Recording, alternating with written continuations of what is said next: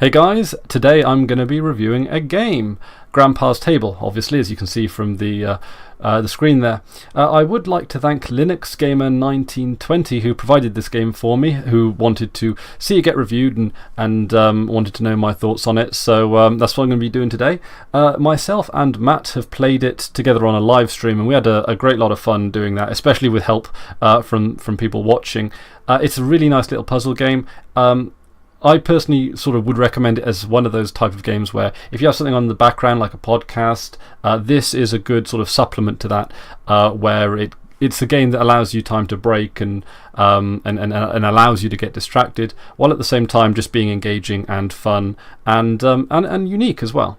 So anyway, I'm going to show you rather than tell you about it because so you've got various sections. I've only unlocked Journey so far, but there does seem to be a fair number of stages, and throughout each stage there are more and more sort of puzzle factors that are brought in. So I'm going to start off with the first one. This one is just a training level. There isn't a plot involved in this, or at least hasn't revealed itself thus far. But you effectively have to join up all of the same colours together, and you get additional points if you have the pieces land on a star when it happens. So as you can see, that was just an introduction. So what we've got here is a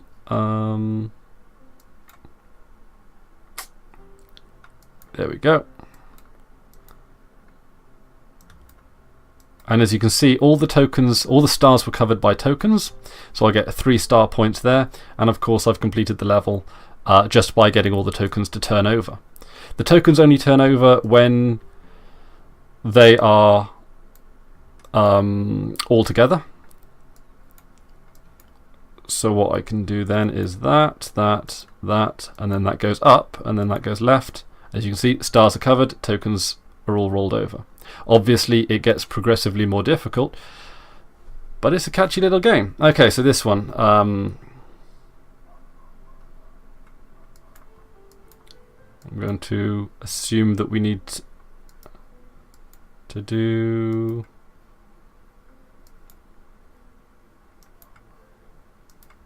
no, whoops. Oh, a star secretly revealed itself, but we can try that one again.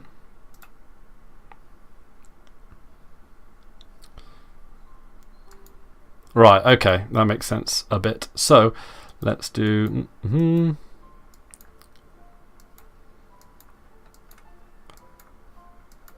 there we go. Now they look pretty easy, and of course I've actually done these before, so if it looks like I know what I'm doing, don't be fooled. But actually I'm just enjoying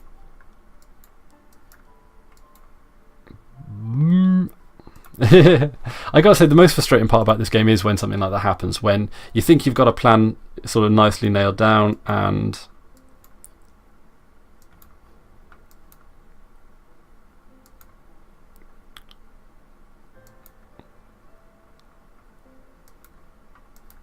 there we go. See, it makes you think. Sometimes you have to like reverse and effectively do like mental 3-point turns when it comes to solving out puzzles. Really addictive. How can we do this one then? See, I see what they're doing there. So see, sometimes you have to do that.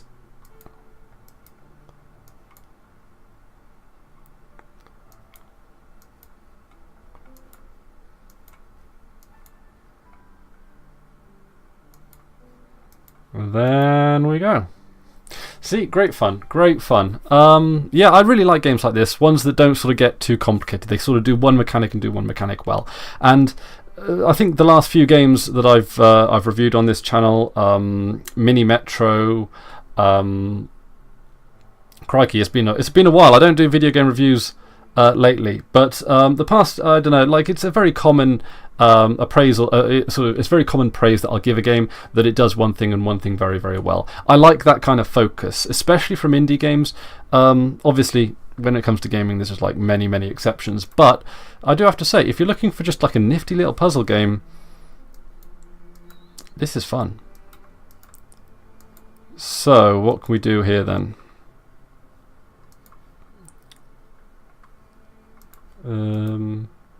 Got 2 stars here, 2 stars there.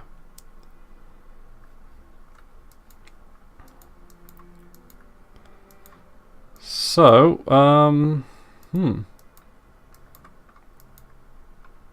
I have a feeling we're going to have to use the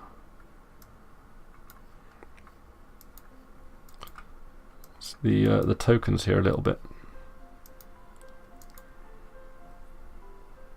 That seems close to being quite right. I need to get this blue out here now. But I think I can do it. Not blue, red. Crikey. No hope for me if I can't get my colours right. No. But I can do. This is the reverse button. So you can always go back. You can always go back a step.